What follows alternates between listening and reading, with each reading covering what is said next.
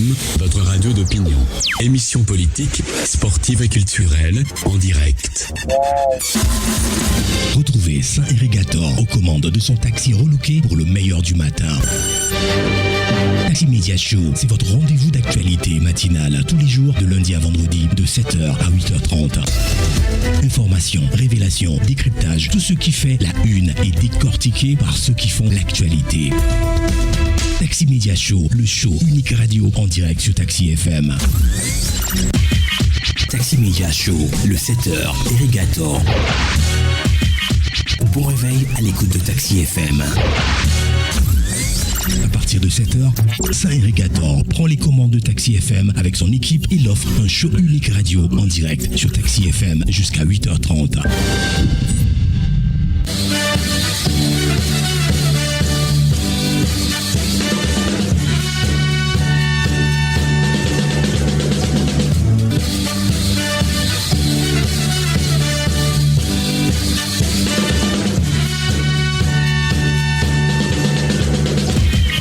Irrigator, Taxi Media Show, pour tout comprendre de l'actualité.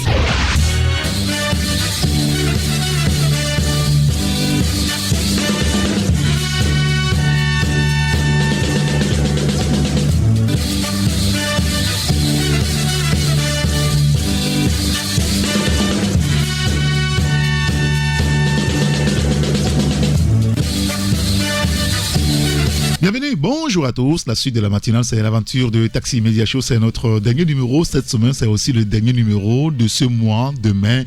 Et nous sommes ravis de vous retrouver à ce matin. Taxi Media Show, aujourd'hui, c'est vendredi 31 mai 2024. Bienvenue à tous. Taxi Media Show, Irrigator.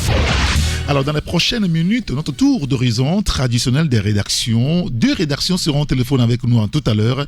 Économie et développement et Tampa Express. On reviendra sur quelques sujets. Et puis, comme annoncé, notre invité ce matin, aux alentours de 7h30, 7h35, c'est Ouro Salim Rahim. C'est lui, le directeur général adjoint de l'Agence nationale de la protection civile.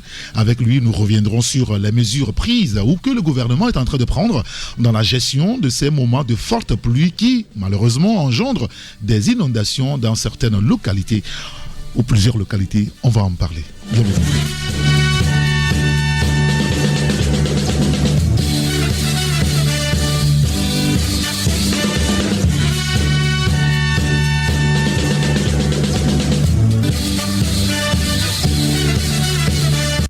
Taxi Media Show, première marche. Première marche avec la revue de presse. Nous commençons par le quotidien Eco-Finance. Notre confrère parle de American Express et le groupe Ecobank qui signe un accord. Vous lirez l'article dans le journal. Afreximbank désignée banque africaine de l'année pour la 2e année consécutive. Le journal en parle. Et puis, exercice 2023, la CICARE franchit le cap des 10 milliards de francs CFA de résultats nets. Les détails de tout cela, c'est dans le quotidien Eco-Finance, dans les kiosques ce matin. Le quotidien Togo Matin parle des forces armées togolaises. 2 généraux, Diato et Alarare, 2 fiertés du chef des armées. Eh bien, vous lirez l'article dans le journal. Un autre sujet, c'est par rapport donc à l'inondation à Lomé. Les agents de la protection civile poursuivent leur intervention. Le détail, c'est dans le journal. Et puis, 9e congrès panafricain, 20 jeunes panafricains sélectionnés pour y participer. Autre sujet, c'est par rapport donc aux enfants vulnérables. L'ambassade de Chine fait preuve de sollicitude donc à leur endroit. Le journal revient sur le sujet et parle également du port de Lomé. 40 jours de franchise pour les conteneurs à destination du Niger. Les détails de tous ces sujets sont dans le quotidien Togo Matin.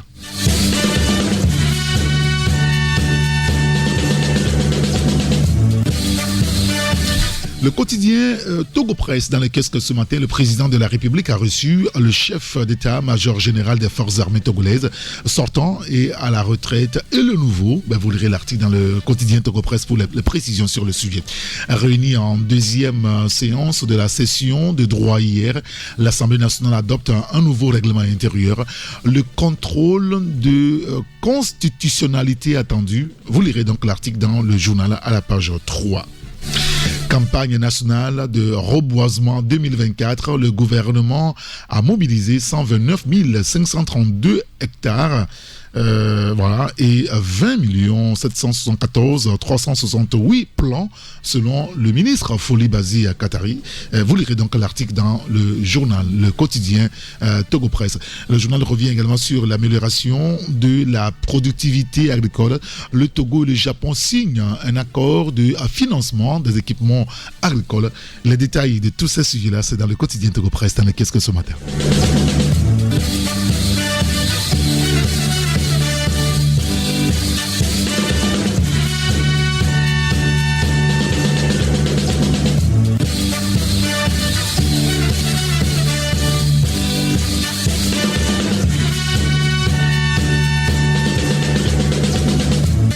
Et notre première rédaction ce matin au téléphone avec nous, c'est la rédaction du journal Tampa Express. Nous reconvoquons, on va le dire presque, Francisco Napokura ce matin. Francisco, bonjour.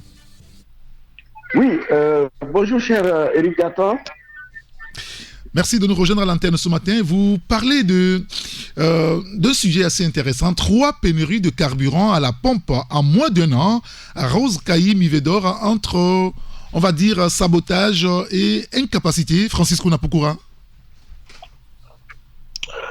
Oui, cher Eric Gatton, c'est des questions qu'on s'est posées en regardant comment les 3 pénuries en moins de 12 mois sont arrivées. Vous vous souvenez que Mme Kaï Mivedor, suite au remaniement, au dernier remaniement ministériel, et a pris la place de M. Kodjo Adidé au niveau du ministère du Commerce. Oui.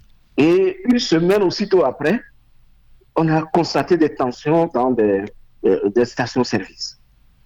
Alors, depuis lors, on s'est demandé, par rapport aux différentes communications du gouvernement et autres, on s'est demandé, mais qu'est-ce qui s'est passé?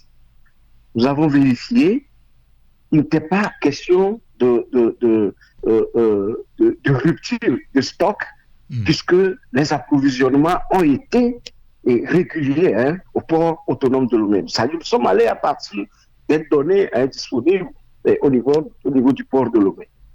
Et quelques mois après également, on a constaté encore une seconde rupture, et nous avons également analysé les statistiques et on s'est rendu compte, bien évidemment, qu'il y avait du stock, même s'il n'y a pas du stock au niveau du Togo, parce qu'on a 2 systèmes de stockage, et il y a la STE et puis les choses. Donc, et s'il n'y a pas au niveau du stock disponible pour la consommation locale, et les 2 entités se font des passes, c'est-à-dire que la STE peut, n'est-ce pas,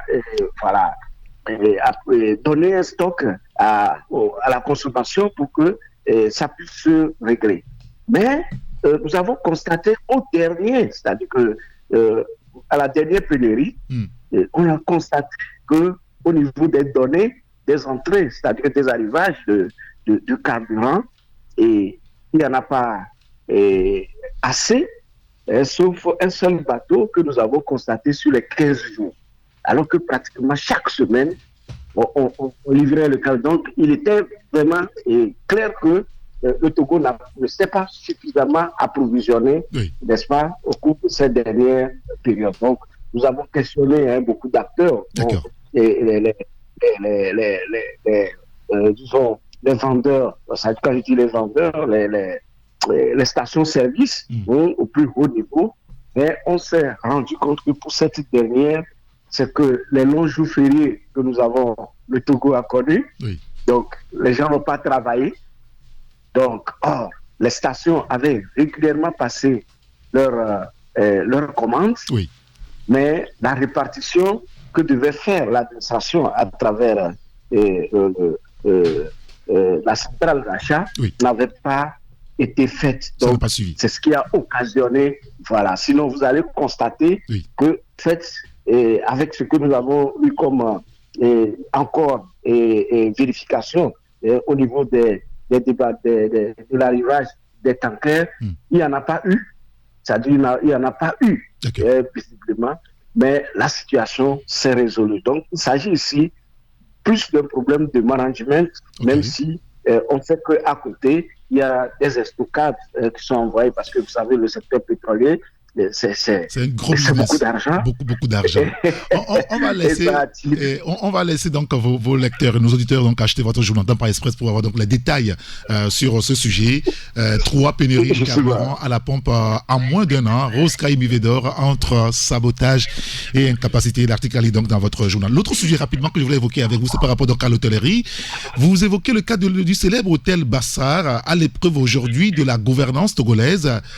Est-ce que nous allons vers une fermeture totale pour état de délabrement très avancé, Francisco Napokura? Oui.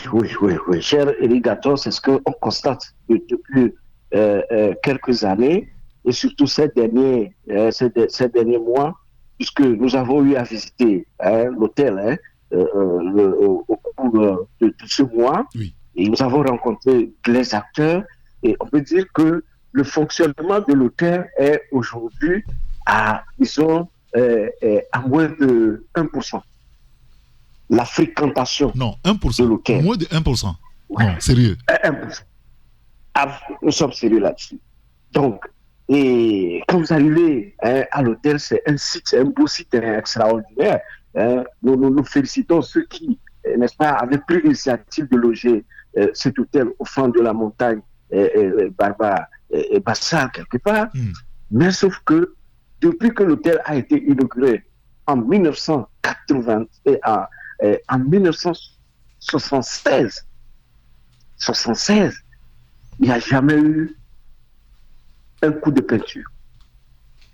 Aucun entretien n'a jamais été fait sur cet hôtel. Quand vous voyez les climatiseurs, c'est les monoblocs du temps de Mathusalem. Ah oui, mais là, les chambres, vous voyez la literie, vous ne pouvez pas même donner ça à un prisonnier pour dormir là-dessus. Et puis, je vous assure que les images à la pluie, parce que nous avons tenu, n'est-ce pas, à faire ce déplacement. Et donc, vous voyez le logement du directeur. C'était un logement de prestige qui est aujourd'hui dans les buissons. Et donc, il y a des bâtiments qui sont décoiffés et que la pluie est en train de dégrader avec un rythme accéléré. Donc, il y a les images à l'intérieur du journal. Bien sûr. Donc, voilà. Donc, tout dernièrement, il a été affecté un directeur et les brouillons courus que le directeur a refusé de rester à Bassar. Mais quand nous avons visité les logements, vous imaginez que sur les 10 chambres que possède cet hôtel, le directeur a aménagé une chambre pour voilà, pour se loger. Vous imaginez comment quelqu'un peut amener sa famille, n'est-ce pas, et vivre dans un hôtel et dans les chambres de passage. Ce n'est pas du tout normal. Nous avons interrogé ce directeur et nous avons constaté qu'il est victime des affectations punitives. C'est-à-dire qu'à moins de 5 ans, 4 ans et quelques, ce monsieur a été affecté dans presque toutes les régions économiques du Togo. Donc c'est pourquoi son avant-dernier poste d'affectation, c'était à Sokodé. Donc, du retour d'Apaon, on l'amène à Sokodé. De Sokodé, on veut qu'il retourne, il aille à Bassar. Il dit, bon, au mieux que ma famille reste à Sokodé, au moins ils ont une stabilité, au lieu de les déplacer chaque année. Donc, voilà comment ce ministère est géré. Et les hôtels, il n'y a pas que le cas de l'hôtel Bassar. Il y a d'autres hôtels de l'État. Nous avons largement revenu dessus. Il y a Nyantougou, il y a Doufelgou, il y a Abouta, Et voilà, mais quand même, on sent que d'autres hôtels ont des privilèges. D'accord. Et comme Atapamé Rock Hotel, qui a été 2 fois réfectionné, d'accord, en quelques années, il y a l'hôtel du 30 août également, et d'autres. Donc, nous allons revenir largement sur cette gestion qui vraiment, voilà, laisse les gens dans la précarité. Surtout, cher Éric Gator, j'insiste là-dessus, quand les gens ont l'autorité, ce n'est pas pour brimer les autres. Si vous voyez comment les gens sont affectés dans ce ministère, vous allez avoir pitié, n'est-ce pas, de nos compatriotes qui travaillent. Et donc, clairement, ce matin, on va interpeller donc, le ministre du Tourisme, Pierre Lamadoukou, voilà, sur le sujet. Nous l'avons toujours interpellé, mais les actions tardent. D'accord, très bien. Écoutez, on lira tous ces sujets-là dans votre journal Tampa Express dans le kiosque depuis hier, enfin depuis mercredi, et qu'on peut toujours acheter disponible. Je peux quand même assurer aux auditeurs que c'est toujours disponible. Merci beaucoup à Francisco Napokura. Et merci, cher Gator, et puis bon week-end aux auditeurs et auditrices du taxi, et puis écoutez un peu la musique, ça adoucit les mœurs. Ok, très bien. Écoutez, écoutez ce qu'on vous propose. Je ne connais pas le titre, mais voilà.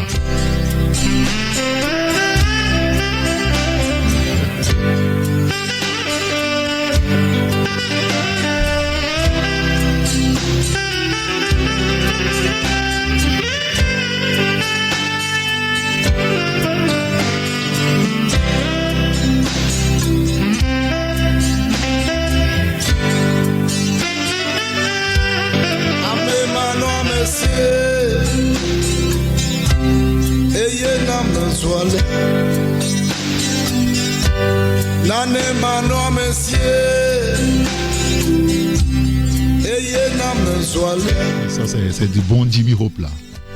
Ayaina. On peut fredonner un peu? Bon. Après.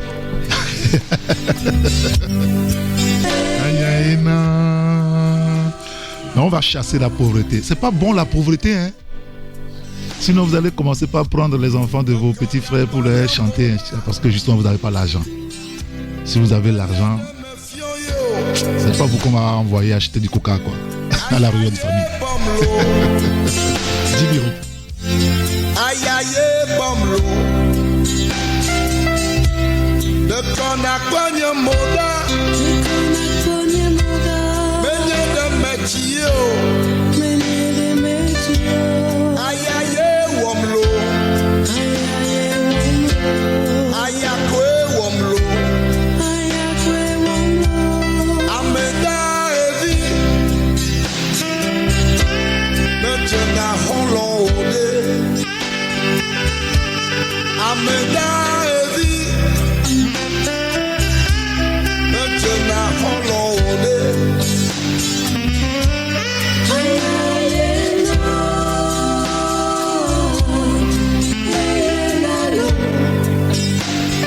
Ayaina, Ayaina, Enalo. Je ne sais pas si Joseph Gada est d'accord avec moi. Bonjour Joe. Bonjour Eric. Bonjour également aux fidèles auditeurs et auditrices de Tassi FM. Oui. Non, ce matin, on ne va pas parler de la pauvreté, non. Oui. Il faut qu'on chasse la pauvreté de ce pays. C'est pas bon la pauvreté. Être pauvre n'est pas bien. Oui, non, c'est le plus grand malheur. Ouais, c'est un drame. La pauvreté, c'est un drame, hein? Ah oui.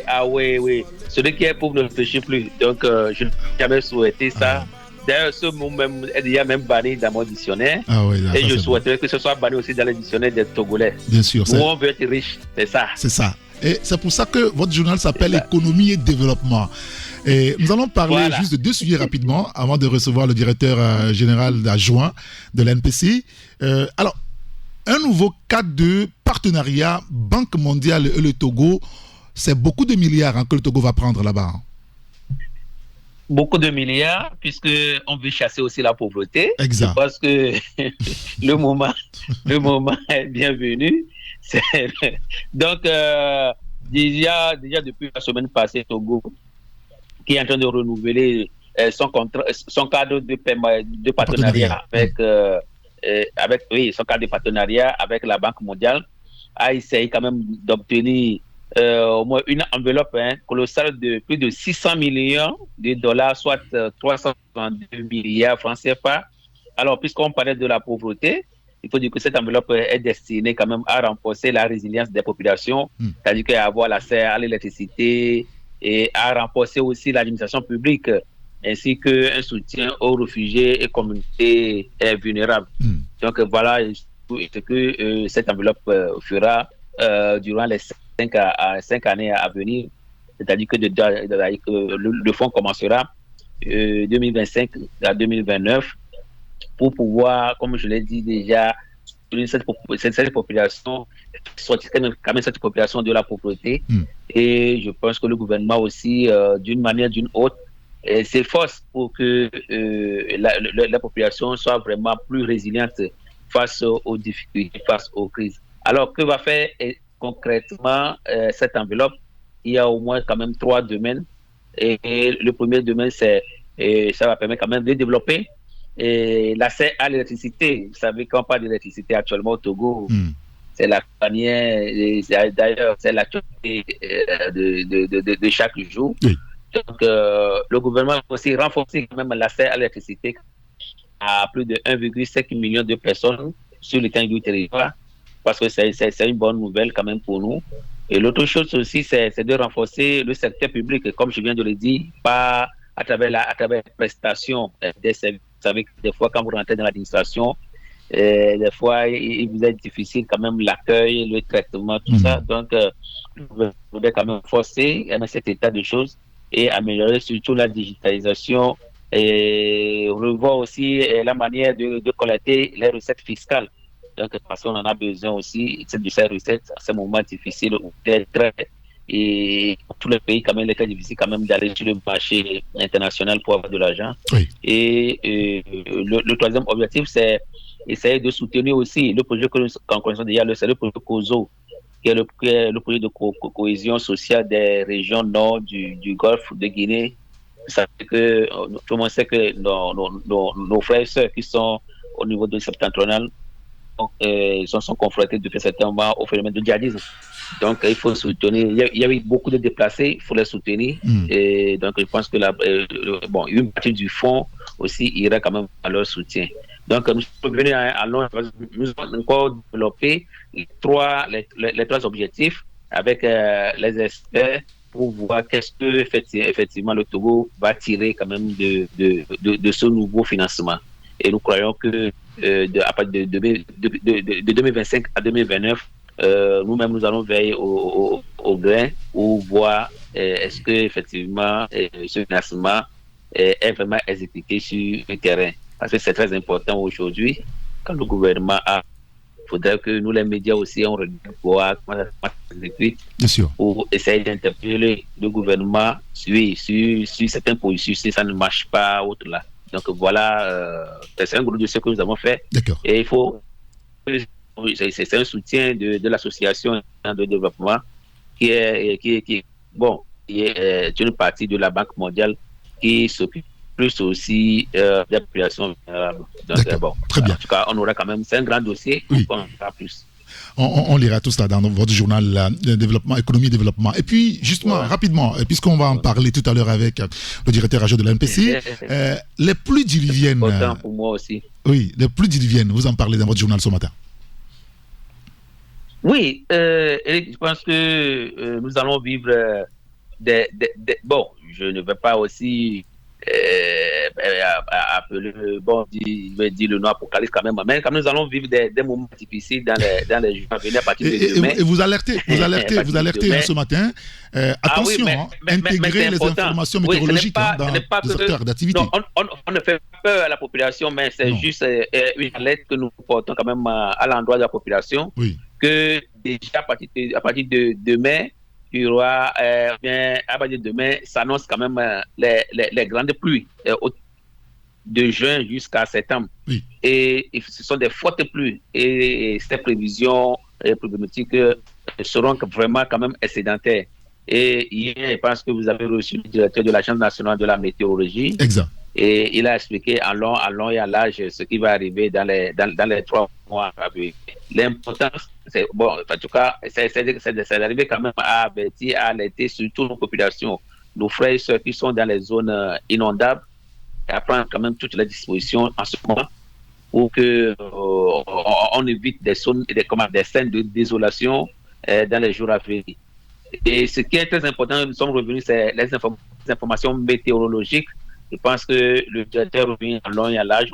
Il est très important aujourd'hui dans tous les secteurs d'activité, que ce soit l'agriculture, le cinéma, l'agence de voyage, tout ça. Aujourd'hui, on ne peut plus sortir de la maison sans consulter ces informations météorologiques pour voir est-ce qu'il va voir, est-ce que le ciel serait ensoleillé. Donc, hier, comme vous recevez le directeur, il a donné le site d'Anamet que les gens peuvent quand même visiter à tout moment. Oui, il y aura des bulletins d'information au jour le jour pour que les gens ne soient pas surpris dès qu'ils vont sortir.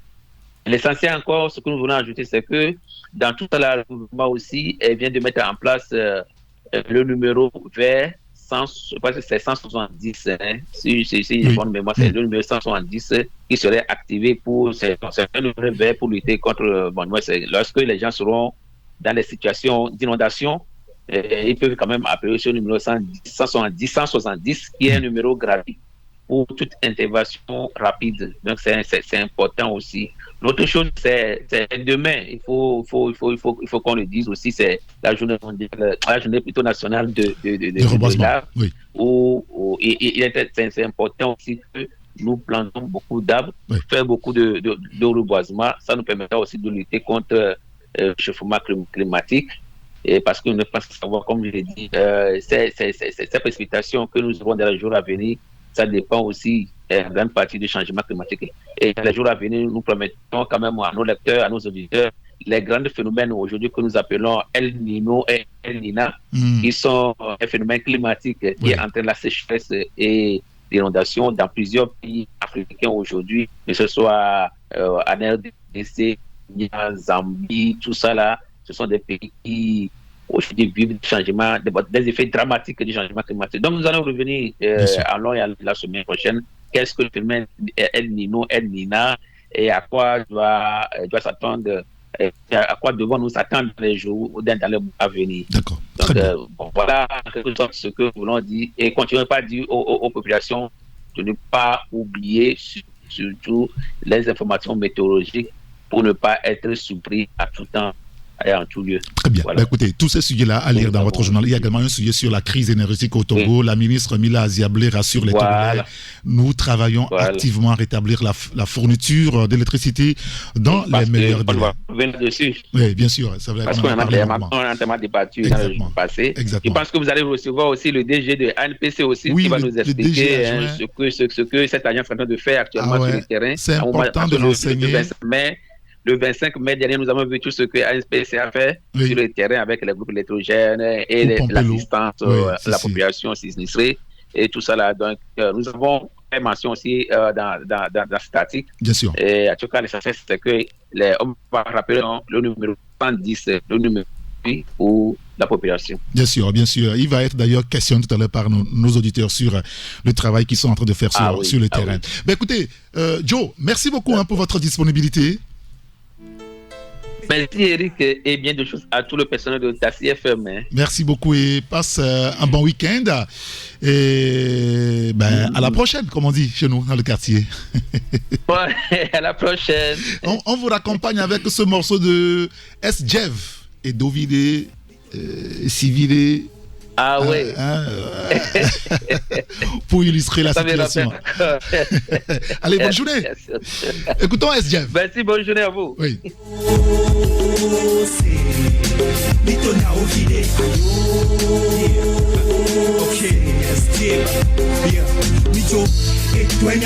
Valutio mato che buone vio l'acqua quindi semichan ai sicula ho diploma so ku semichan acqua que all'otro avuto set bega oh my god go to che ko qualido e go concudo e go coaching ex Ça n'est pas le game, 100% vérité, action Moudatia. Papa de 58 ans, par les voies Hayame, et soin et job, pas que le bon de Kamé. Un peuple de Milo, et un appel Kaviakwea, et les Wado, salaire à Yemoudénion, et la Kaoula, tout nous en fait-il et sauti, qu'un vrai transport à Vapé, et soin là, tout nous la tapo à Georgie, à City, qu'un vrai de Dieu t'en Vapé, et viola, tout nous la Voilà, vous écoutez la radio Taxi FM Lomé, l'émission Taxi à Média Show. Rapidement, deux journées encore avec nous. Il y a le Canard Indépendant qui parle de Bawara. Bawara fait du Bojona. Eh bien, vous lirez donc l'article dans le journal. Autre sujet, sécurité routière, dangereuse banalisation du téléphone au volant. Notre confrère revient sur le sujet. Il y a aussi le journal L'Union pour la Patrie dans le kiosque ce vendredi sur les apps d'excellence. Fort poursuit cette tournée d'encouragement et d'écoute. L'article à lire dans le journal L'Union pour la Patrie. Il y a flambeau des démocrates aussi dans les kiosques ce vendredi. Togo, vente en tas et en bol, bientôt abandonné. Eh bien, vous lirez l'article dans le journal. Ce serait intéressant quand même d'avoir Magloire qui invite Echo. On a eu de la peine à l'avoir ce matin au téléphone. C'est pas grave. En tout cas, vous aurez dans les kiosques de ce journal flambeau des démocrates sous la plume du Togolais Melbo Pana. Le chat ne confie pas son âme aux étrangers. Alors, vous lirez l'article pour comprendre ce que c'est véritablement. Voilà.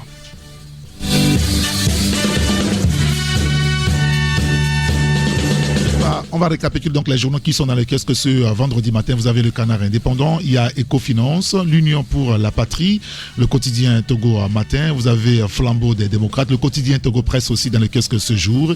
Vous avez le journal du Togo également, voilà, le confrère qui revient sur la situation énergétique du Togo. Et il parle de l'incapacité du pouvoir à juguler la crise énergétique. Et puis pluie diluvienne, la 5e République bâtie sur les flaques d'eau, écrit le confrère. C'est le journal du Togo. Et il y a le journal Économie et Développement. Voilà donc les journaux qui sont dans le kiosque ce matin. Dans un instant, nous serons donc en entretien libre avec Ouro Salim Rahim. C'est lui le directeur général adjoint de l'Agence nationale de la protection civile.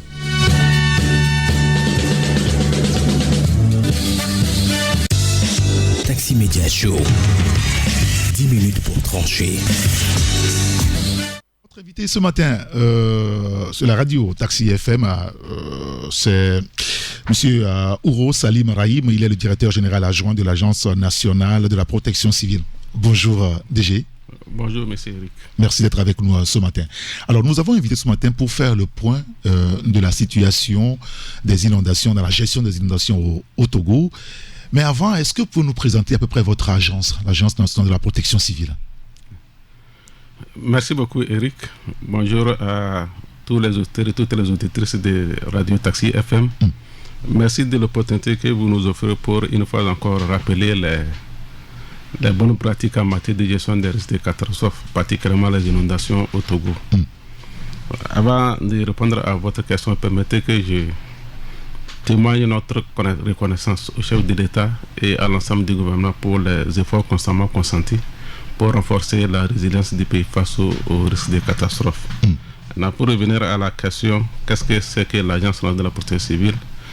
C'est une structure qui est créée en 2017, placée sous tutelle du ministère de la Sécurité et de la Protection civile, et qui a pour principale mission de coordonner l'ensemble des actions de prévention et de gestion des risques de catastrophes sur l'ensemble du territoire national. Il y a aussi une autre mission essentielle qui est de secourir et de sauver les populations et leurs biens en cas de sinistre. Donc sensibiliser les populations sur les bonnes pratiques adoptées pour minimiser ces risques. Et également mettre à jour périodiquement les différents documents de planification qui régissent la gestion des risques de catastrophes au Togo. Et jusqu'à présent, ça se passe très bien au niveau de l'agence. Je voudrais aussi peut-être revenir sur l'organisation de l'agence au niveau national. Allez-y. L'agence, elle est organisée en 3 directions centrales, 10 directions régionales et 8 antennes pour l'instant. 3 directions centrales au niveau de la direction générale à Lomé, des directions régionales et les directions régionales nord qui est basée à Kara, qui s'occupe de la partie septentrionale, et une direction régionale sud qui est basée à Takome qui s'occupe de la région méridionale. Donc, au-delà de ces 2 directions régionales, nous avons 8 antennes. Donc, ces antennes ont été créées en fonction de la vulnérabilité des localités dans lesquelles elles sont situées. Donc, nous avons une antenne à Dapamon, une antenne à Mango, une antenne à Garankouka, une antenne à Sotoboua, une antenne à Palimé, une antenne à Noche, une antenne à Anefo et une antenne à Sokodé. Et il faut dire que le gouvernement, toujours dans l'effort de renforcer davantage la résilience des populations post des catastrophes et de rapprocher davantage les services de protection civile de la population. Donc il y a la perspective de créer d'autres antennes pour justement rapprocher les services de protection des populations.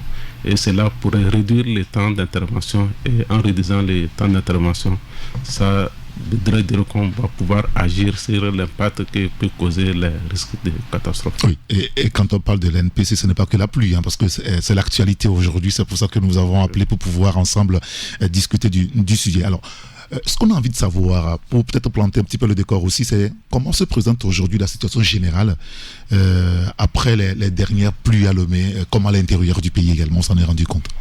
Oui, les dernières pluies à Lomé et à l'intérieur du pays, il faut reconnaître que les pluies, elles ont été abondantes. Oui, beaucoup même. Elles ont été très abondantes, et si bien que, comme les sols sont déjà engorgés, donc il y a une stagnation d'eau un peu partout dans les communes, comme on l'a pu constater. Mais à Lomé particulièrement, les communes qui sont durement touchées sont les communes au niveau de la peuplade du Golfe, les communes Golfe 1, Golfe 5, Golfe 6 et Golfe 7.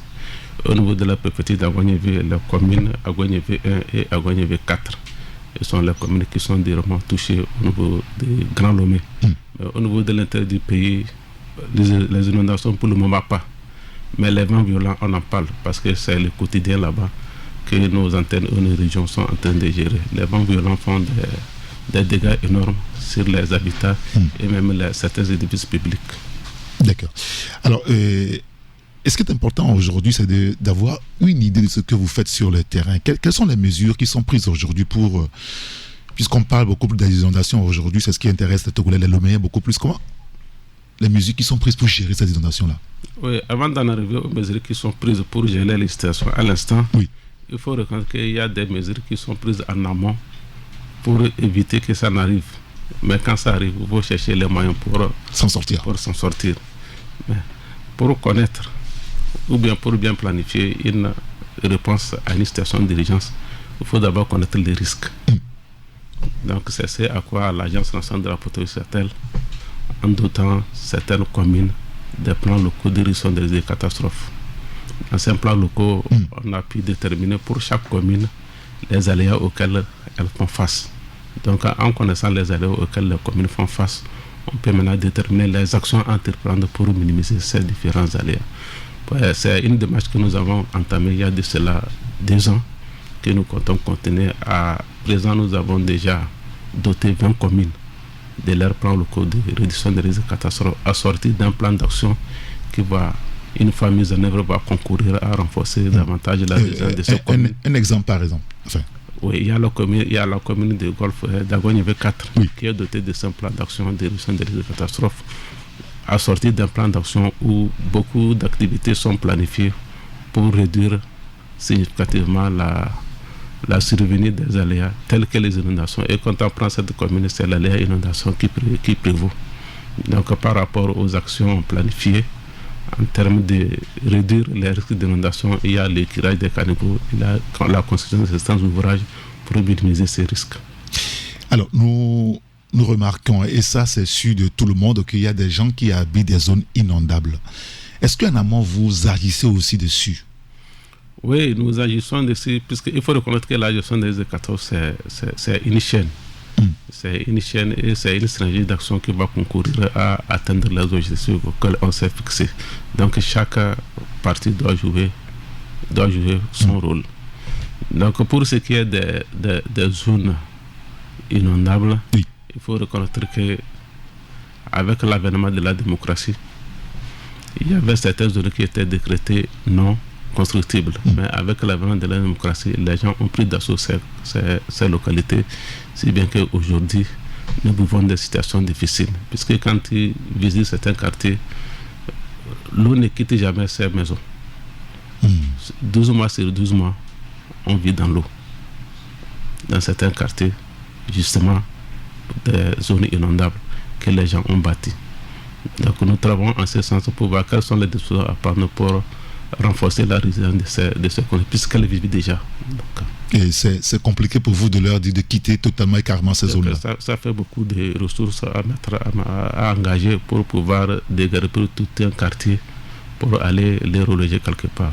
Donc peut-être ce qui serait facile, c'est de voir s'il y a possibilité d'assainir les milieux pour que les gens puissent vivre à l'aise. Donc ce serait l'option la meilleure.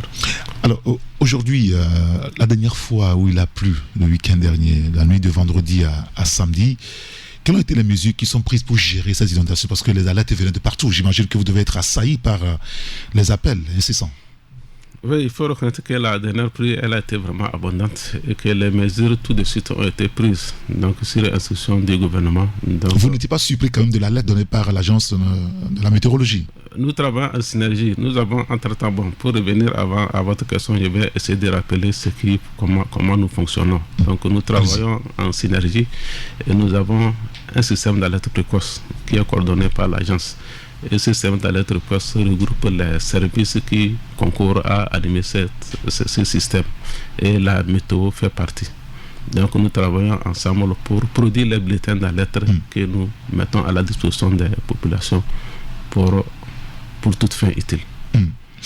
Alors, comment est-ce que ça a été géré le samedi? Pour la gestion de la situation de la dernière fois, il faut dire que tout de suite, nous avons déclenché le système de pompage des bassins. Donc nous avons aussi, pour certaines habitations où le pompage s'y prête, avec le concours des sapeurs-pompiers, on a pu évacuer les eaux de certaines maisons. Mais par contre, il y a d'autres localités où le pompage ne s'y prête pas.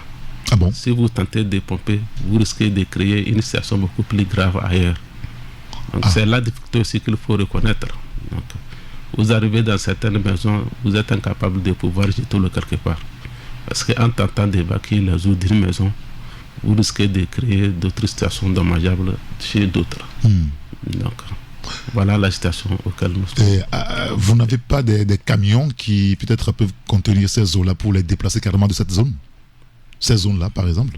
Non, les camions, avec l'intensité de la pluie de la dernière fois et la quantité d'eau qui est tombée, c'est quasiment chose impossible.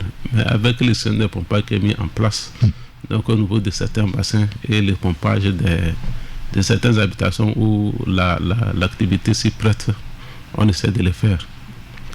Alors, d'après les prévisions de la météo, les jours et semaines à venir risquent de montrer peut-être un visage apocalyptique de certaines zones qu'on connaît déjà difficiles quand il pleut. Alors, que faites-vous aujourd'hui en dehors de la sensibilisation des populations? Qu'est-ce que vous faites réellement? En dehors de la sensibilisation, comme je l'ai dit, chaque acteur est en train de jouer sa partition. Il y a des kirailles, des caniveaux qui sont en train d'être faits. Puisque quelque part, il faut reconnaître que certaines zones sont inondées, c'est parce qu'il y a quelque part bouchage des caniveaux. Donc les caniveaux sont en train d'être curés. Il y a allez-y. Il y a des séances de sensibilisation qui continuent. Il y a les pompages continus des bassins de rétention parce qu'il faut suffisamment vider l'eau des bassins pour que quand les eaux arrivent, les bassins puissent contenir. Donc, au-delà de ça, il y a des réunions techniques qui se tiennent pour rappeler à chaque acteur le rôle qui est le sien dans les dispositifs pour qu'on puisse ensemble juguler le phénomène. Alors, la gestion des bassins de rétention, on le voit, revient toujours comme débat. En des thèmes clairs, monsieur le directeur, est-ce qu'il ne constitue pas aujourd'hui clairement beaucoup plus un problème qu'une solution, les bassins qu'on a construits partout à Lomé? Oui, vous conviendrez avec moi que le rôle égalé d'un État, c'est de protéger sa population. Oui, bien évident. Et si les bassins là sont construits, c'est dans l'esprit de pouvoir protéger les populations. Clairement aujourd'hui. Et non créer des dommages à la population. Imaginez-vous s'il n'y avait pas ces bassins. Les eaux que ces bassins sont en train de contenir actuellement, s'il n'y avait pas ces bassins, toutes ces eaux-là iront où? Dans les maisons. Donc les bassins sont un palliatif à la situation que nous vivons. Donc les bassins sont en partie une solution à la gestion durable des inondations au Togo. On voit clairement quand il pleut, les quartiers où ces bassins sont érigés, eh bien ces populations ont des problèmes. Ce n'est pas les bassins en soi qui est problème, mais c'est la gestion qui est faite autour de ces bassins. Quand vous prenez les bassins des caméléons, quand vous regardez tout autour, et quand vous regardez même dans les bassins, il n'y a que des déchets plastiques, des déchets solides. Et ça ne facilite pas le pompage. Donc à chaque fois, on est obligé de faire appel à un plongeur pour déboucher les déchets qui viennent boucher les crépines des motopompes. Donc le temps de ces débouchages-là ralentit le temps de pompage. Donc il faut que la population, quelque part, se sensibilise, se conscientise pour assainir au moins les abords de ces bassins pour éviter que les déchets solides ne parviennent dans les bassins et que ça bouche les crépines des motopompes pour faciliter le pompage. Donc, en termes clairs, les bassins ne constituent pas un problème, mais au contraire, c'est la gestion qui est faite autour. Parce que certains pensent qu'on peut faire une canalisation directement jusqu'à la mer, plutôt que de créer des bassins de rétention. Ouais. On sait qu'il y a une solution de communication entre certains bassins, mais d'autres non, pas du tout. Oui, à l'avenir, c'est ce qui est en train d'être prévu, parce qu'il faut quelque part créer une sorte de micro-tunnel qui va convoyer toutes les eaux vers la lagune et de la lagune vers la mer, ou bien vers le bassin des eaux. Donc à l'avenir, c'est la solution durable qu'on est en train de prévoir. D'accord. Il est 8h02 sur la radio. Avant de donner la parole aux auditeurs, pour ceux qui veulent poser des questions ou faire un commentaire par rapport donc à la gestion qui est faite aujourd'hui des inondations à Lomé, ce sera sur le 92 60 81 81, ou ceux qui désirent nous envoyer des messages, ils savent qu'ils peuvent formuler leurs messages et nous les envoyer sur le 93 94 96 64 avant une pause publicitaire. Jusqu'à 8h15, Taxi Media Show. Tout de suite, la pub. Devinette Momo, qu'est-ce qu'on gagne quand on dépense moins? La gloire.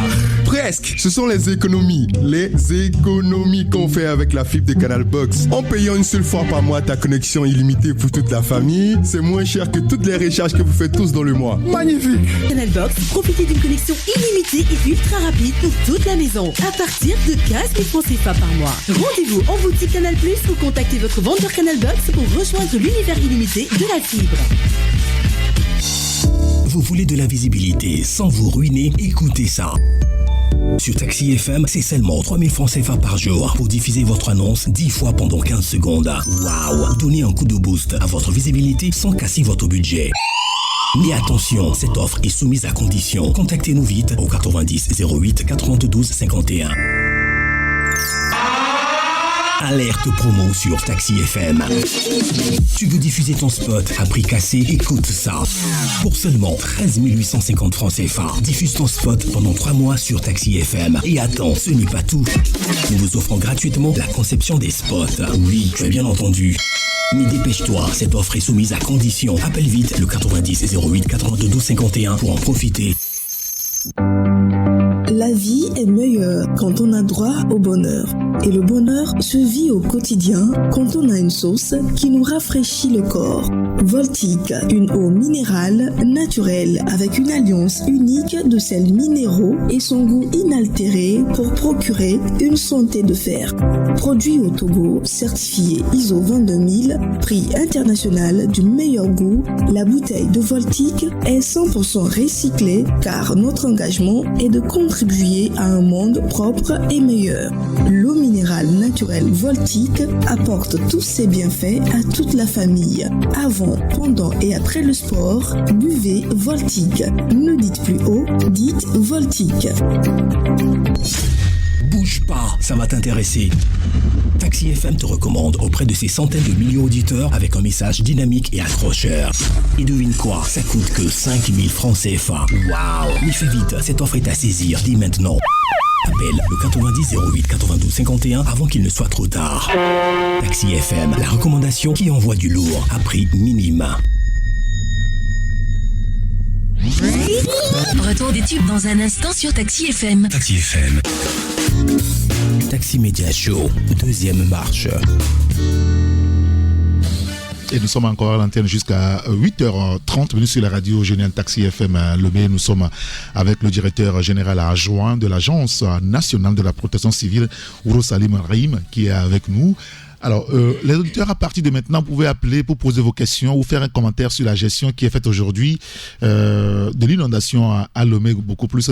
Le direct, c'est le 92 60 81 81. C'est le seul numéro sur lequel vous nous appeler en direct. Alors, si vous faites le choix de nous écrire, soit SMS ou WhatsApp, message, vous envoyez vos messages sur le 93 94 96 64. Alors, monsieur le directeur, quels sont les ouvrages que l'État doit réaliser, à votre avis, aujourd'hui, pour pouvoir atténuer les inondations à Lomé? Vous avez dit que les sols ici à Lomé ont tellement pris de l'eau que c'est compliqué quand même de gérer la situation. Mais peut-être avant de répondre à la question, on va prendre le premier auditeur qui est au téléphone. Allô? Allô? Allô? Il n'est pas là. Très bien. Alors, on va répondre à la question. Qu'est-ce que l'État peut encore faire aujourd'hui pour régler le problème? Oui, comme je l'avais dit tantôt, c'est de penser à construire des micro-tunnels. Des micro-tunnels, dans ça, c'est des caniveaux beaucoup plus profonds pour pouvoir converger les eaux, soit vers les bassins des eaux, soit selon la situation géographique, soit de la lagune et de la lagune vers la mer. D'accord. On va prendre l'auditeur, il est là. Allô? Oui, allô, bonjour. Oui, bonjour. C'est qui à l'appareil, s'il vous plaît? C'est M. Kouma. Monsieur Kouma, nous vous écoutons. Oui, je remercie le monsieur. Oui. Mais je suis peiné d'entendre que c'est la malgestion de ce pacte. Et ils n'ont pas prévu qu'il y aura bouchage par les déchets plastiques ou bien oui, parce que on avait interdit de vendre dans des déchets plastiques. Et même la fabrication. Mais ceux-là, ou bien ceux qui fabriquent, on ne les arrête jamais. Qui sont ceux-là? Et ils se connaissent. Donc il ne faut pas déverser la responsabilité sur la population. Monsieur Kouma, vous ne pensez pas que aussi les populations sont en partie aussi responsables de la situation que nous vivons aujourd'hui? Oui, il faut prendre la mesure de la chose. Les rigoles sont trop petit, et puis, comme il le dit, l'eau ne peut pas s'évacuer à une vitesse assez forte pour pouvoir évacuer ces choses. D'accord, très bien. Merci pour votre appel. Bonne journée à vous également. Une réaction, sous-auteur? Oui, merci beaucoup, M. Kouma, pour votre micro, s'il vous plaît. Merci beaucoup, M. Kouma, pour votre intervention. Je crois que quand on parle des déchets solides, il n'y a pas que les déchets plastiques. Donc, c'est les déchets solides de toutes sortes. Donc, même si l'État produit, l'État bien autorise la production des sachets, au moins, il faut qu'on ait un usage au moins conséquent pour qu'on n'envoie pas les déchets solides de part et d'autre de notre environnement ou bien de notre cadre de vie. C'est ce que je peux dire, et pour continuer par dire que nous devons assainir nos milieux de vie. En assainissant nos milieux de vie, donc ça nous permettrait quelque part de pouvoir ne pas envoyer nos déchets vers les bassins, oui, bien sûr, puisse maintenant boucher les crépines et affaiblir les compagnies des eaux. Et c'est évident, c'est évident. On va prendre le second auditeur. Allô? Allô? Oui, bonjour. Bonjour, monsieur. Oui, c'est monsieur? C'est monsieur Boukari. Monsieur Boukari, nous vous écoutons. Oui. Je salue l'invité, quoi. Oui. En fait, le problème, que c'est depuis là qu'on a mal géré nos mairies et nos quartiers. Le problème est quoi?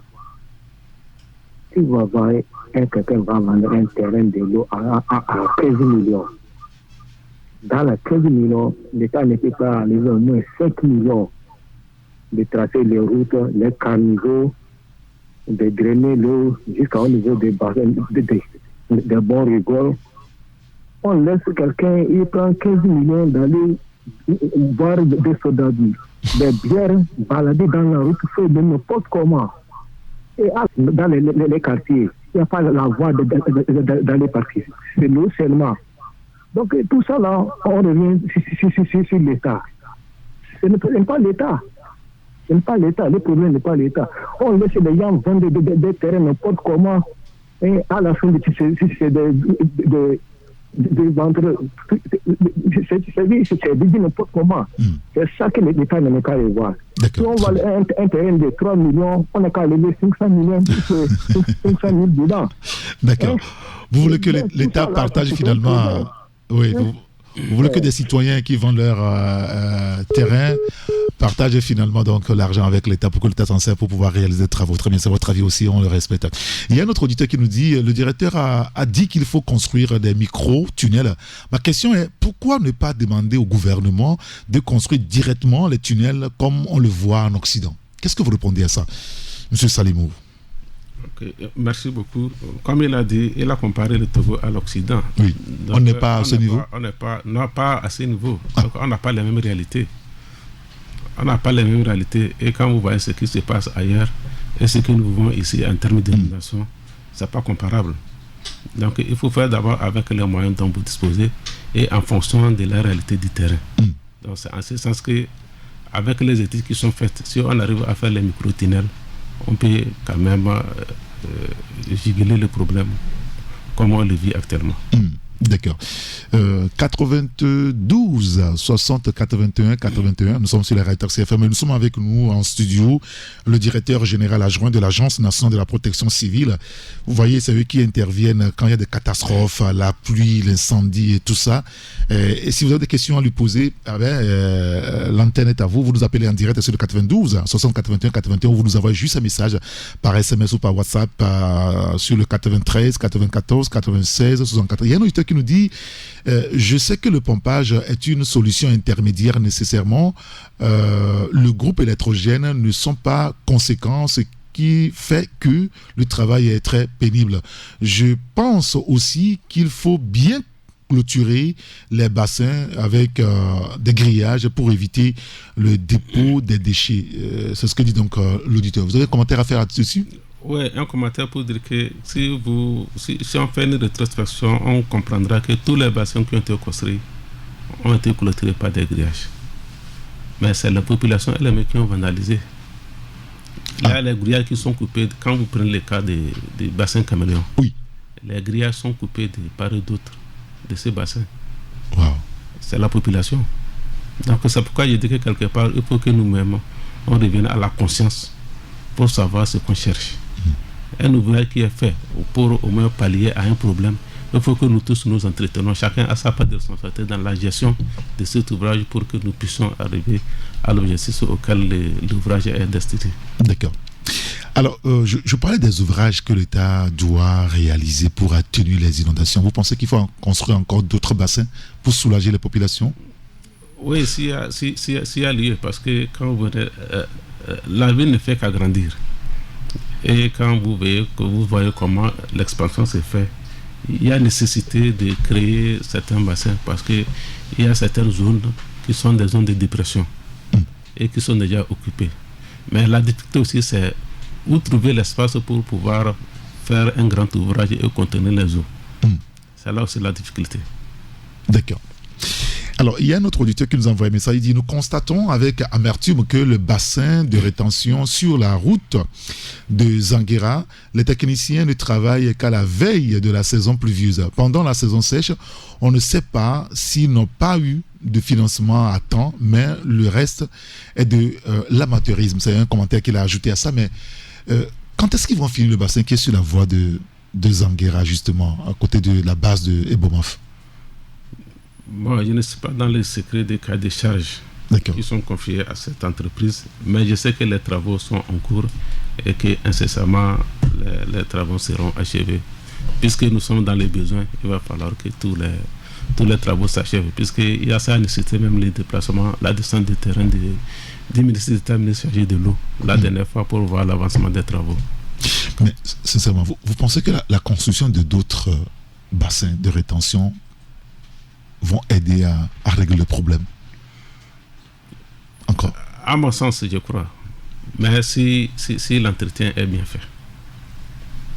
Si l'entretien est bien fait. Tout est question aussi de l'entretien. Tout est question de l'entretien. Parce que ce que nous vivons avec les bassins déjà existants, c'est difficile à expliquer. Même notamment, vous êtes obligé de faire appel aux plongeurs pour venir déboucher les crépines avant que les eaux ne puissent couler. Donc c'est vraiment difficile. Imaginez-vous qu'on n'arrive pas toute une nuit à déboucher alors que les eaux continuent par arriver. Ça va aller où? C'est une question d'entretien. Les déchets solides, du moins c'est la population qui les produisent. Ça ne vient pas d'ailleurs, ça ne tombe pas du ciel. Donc il va falloir qu'on y pense sérieusement. C'est fondamental.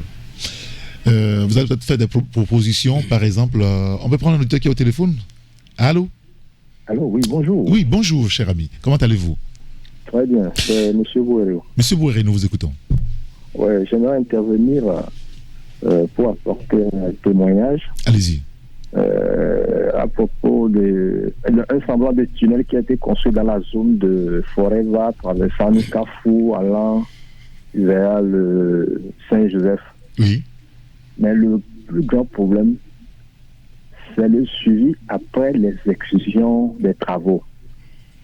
C'est pas entretenu. Quand nous prenons les bassins qui sont construits, il faut mettre un agent de surveillance pour pouvoir entretenir, pas pour la sécurité, mais pour l'entretien des travaux déjà exécutés, pour qu'il n'y ait pas de sable qui bouche les égouts, tout ça là. Au moins, s'il y a ça, la qualité des travaux exécutés au début peuvent durer dans un bon temps. Mais il n'y a pas ça. Même les simples rigoles qu'on a à côté des routes là, c'est pas entretenu. Donc c'est l'entretien qui fait que les problèmes surviennent toujours. C'est tout ce que j'ai à signaler ce matin. Très bien. Écoutez, merci de nous avoir rappelé. Et je pense que tout est question aussi de l'entretien, hein, monsieur le directeur général. Tout est question de l'entretien et tout ne revient pas à l'État. La population aussi doit jouer sa partition. Oui. Si chacun pouvait au moins ne serait-ce qu'un mètre de caniveau devant sa maison entretenir, ça pourrait aussi aider. Mais ça, c'est un ouvrage public. On ne peut pas ouvrir le caniveau parce que ça passe devant chez moi pour pouvoir curer. Il y a certains ouvrages qui sont ouverts où on peut entretenir.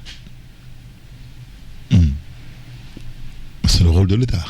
C'est le rôle de l'État de le faire, mais quelque part. L'État prend de l'argent pour ça quand même. Hein. Non, quelque part, la population s'y peut aider. D'accord. Très bien. L'État, c'est nous tous. Oui, c'est ce qu'on nous dit souvent. 92 60 81 81, nous sommes Taxi FM Lomé. Et il y a un auditeur qui nous dit: je pense qu'il faut bien clôturer les bassins avec des grillages pour éviter le dépôt des déchets.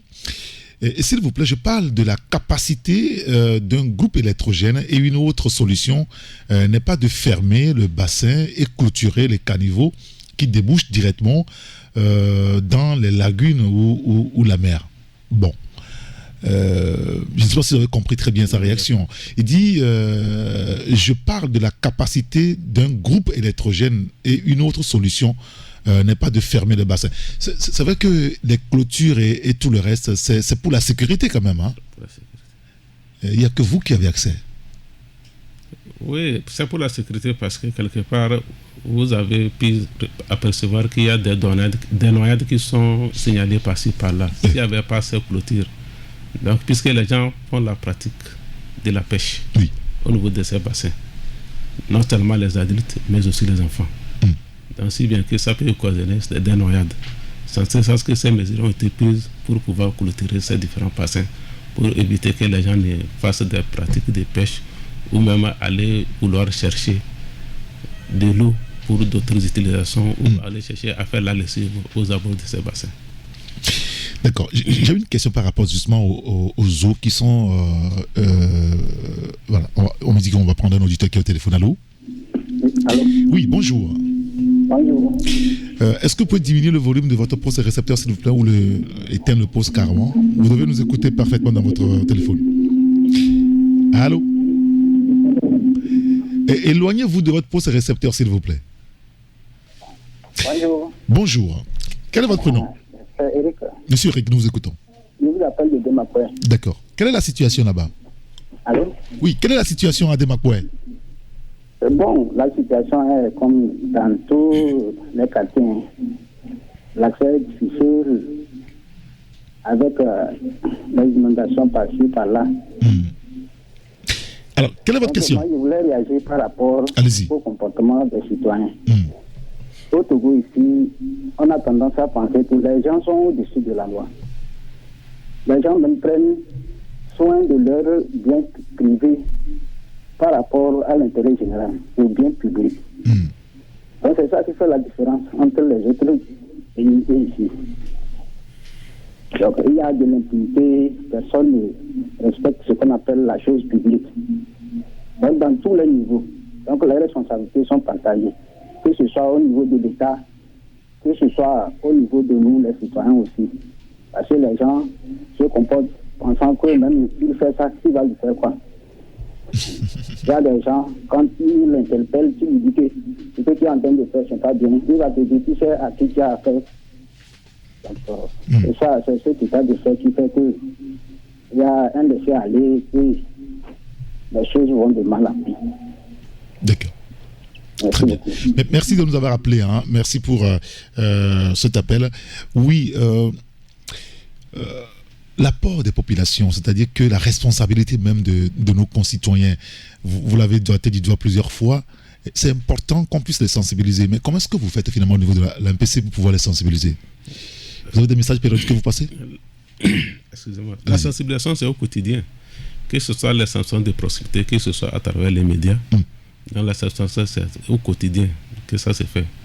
Mais comme il est dit, la remarque, c'est qu'il y a, comme l'auditeur vient de le dire, il y a l'incivisme qui est tellement poussé que, quel que soit ce qu'on dit, l'on ne perçoit pas tout de suite l'intérêt qu'on attend de rechercher pour lui-même. Et c'est quand il est en situation? C'est quand il est en situation et il voit que c'est l'autre qui a fait que je suis en situation. Donc, les gens ont tendance à défier l'État. Je vous donne un exemple. La dernière fois, le samedi passé, quand on a fait la descente sur le terrain avec le ministre de la Sécurité et de la Protection civile, on était d'un côté, quand on a vu des jeunes qui avançaient dans l'eau, au niveau des lions. On pensait qu'ils cherchaient à traverser. Mais quand on s'est approché, on s'aperçoit qu'ils sont en train de simuler une noyade et ils prenaient des images. Ah bon? Je vous assure tout. Ils simulaient une noyade et ils prenaient des photos. Pour quelle fin? Ah non. Est-ce que vous pouvez comprendre ça? Donc, quelque part, la population cherche à défier l'État, oubliant même ses propres intérêts et sa propre protection. Donc, c'est pourquoi on doit pouvoir continuer la sensibilisation. Et on se dit que peut-être d'un jour à l'autre, les gens comprendront ce qu'on recherche et ce qu'on attend.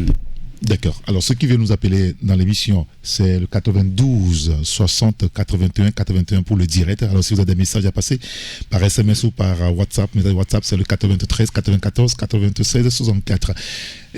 Ceux que vous avez réussi, qui ne peuvent pas rester dans leur domicile, que vous avez dû extraire, où est-ce que vous les mettez généralement? Non, à Lomé, il y a un centre dédié. Il y a le centre d'accueil des santé de l'OGP qui a des capacités de 3000 personnes avec une possibilité d'extension, donc avec une grande cour. Donc tous ceux qui désirent être relogés donc, seront les bienvenus. Mais c'est que la difficulté, les gens ne veulent pas aussi quitter leur domicile. C'est ça aussi le problème. Ah bon? Sinon, on a lancé l'arrêt. Pour la pluie comme ça, là, avec l'eau partout, il ne veut pas quitter? Ce n'est pas la première expérience. C'est pas la première expérience. Et il n'y a pas que le seul, il n'y a pas que Togo seul. C'est un peu partout en Afrique. Les gens sont tellement accrochés à leur domicile qu'ils ne veulent pas quitter, quelle que soit la situation. Mais quand ils sont sous la pluie, ils font comment?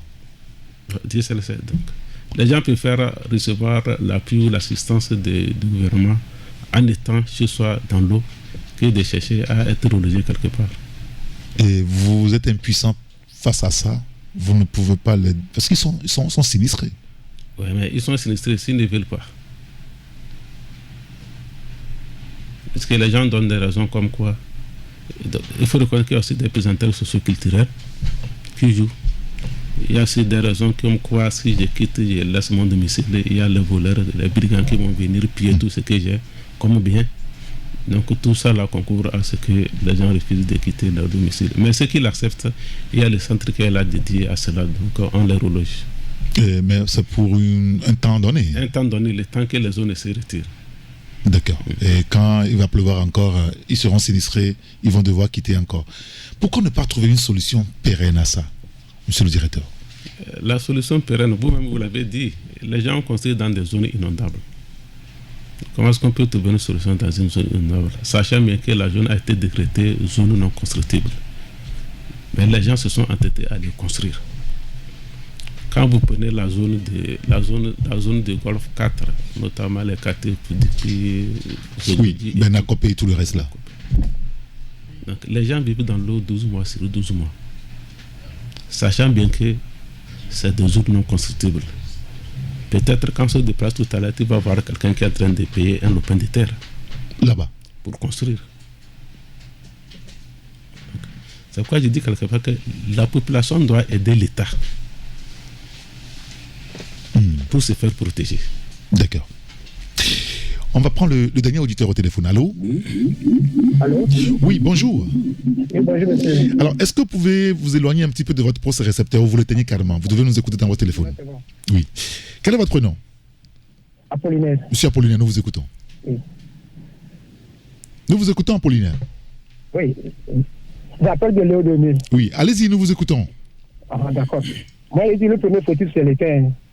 Ah. Et je ne sais pas si vous connaissez Adido Adien là, au niveau de la Concorde. Oui, si. Oui, bien sûr. Adido Adien ici, oui. Là, si je parle de l'État, je parle des ingénieurs. Vous n'êtes pas savoir qu'avec la voie de Agoué jusqu'à la douane, qui a été faite par Ibomaf, oui. Au niveau de Carrefour Bodjona, jusqu'au niveau du Concorde, là, ils ont dimensionné. Là-bas, c'est des caniveaux de 1,1. Après, c'est quoi est venu faire les voies derrière Concorde et le boulevard de l'autre côté du Bodjona. Tous les autres qui quittent maintenant de choses là, au niveau du plateau, tout ça là, ça arrive au niveau de Concorde. Alors qu'il y avait les caniveaux de 1,1. Alors que ça c'est parce qu'il y a encore un bassin au niveau de Victoire qui est avant la nouvelle chantier maintenant là. Oui. À 200 bien 300 mètres. Et les eaux n'arrivent même pas à couler jusqu'au niveau du bassin. Donc actuellement même la nouvelle maintenant, il y a l'eau même derrière l'hôtel. Oui. Donc c'est au niveau des ingénieurs. Au lieu de dimensionner un truc pour de long terme, ils font les caniveaux Oui, si, on comprend, M. Apollinaire. C'est aussi une situation, hein, cette zone, vous la connaissez très bien. On la connaît très bien, même samedi passé, on l'avait visité. C'est une zone d'une petite dépression. Okay. Donc, si bien que quand les eaux arrivent, avec les sables qui arrivent, tout ça là, les caniveaux sont vite fait boucher. Donc, si bien que les eaux qui arrivent doivent attendre un temps avant que l'écoulement ne s'efface. Donc, à chaque fois qu'il pleut, et si la pluie a été abondante, il y a toujours une stagnation d'eau. Oui. Et il faut un temps d'écoulement pour que les eaux se... Et cette partie-là, ça fait quoi? Ça fait 4 semaines environ que l'eau coule et tout le quartier de, je crois, Adido Adin, là, c'est l'eau qui coule tout le temps. Et donc, des fois, comme le caniveau n'est pas assez grand, et donc ça déborde devant les maisons des gens, et c'est le calvaire. Il y a un auditeur qui nous envoie ce message, et ce sera le dernier qu'on va lire avant de redonner l'antenne. Il dit, moi je vis à Vakosito, et je tiens à féliciter le gouvernement pour les efforts consentis, et surtout la NPC qui veille nuit et jour. Et pour moi, pour pallier à ces inondations dans notre pays, c'est de déclarer d'utilité publique les zones inondables. Il faut punir sévèrement les vendeurs de terrain qui vendent dans les zones inondables et redresser la population qui jette tout dans les caniveaux. Quel commentaire vous en faites? C'est ce message que nous avons M. Herman. Voilà. Non, c'est une contribution qui fait appel à la population, Oui. donc à la vigilance, à ce que chacun puisse au moins se prémunir de ce qui va arriver comme situation désastreuse. Exactement. Donc c'est un appel, donc on ne peut que se féliciter qu'il y a au moins des gens qui reconnaissent quand même les efforts du gouvernement. Donc très bien. Tout n'est pas quelque chose. Il y a des efforts qui sont faits, donc constamment, donc, et qui doivent être accompagnés par les efforts des populations. Bien sûr.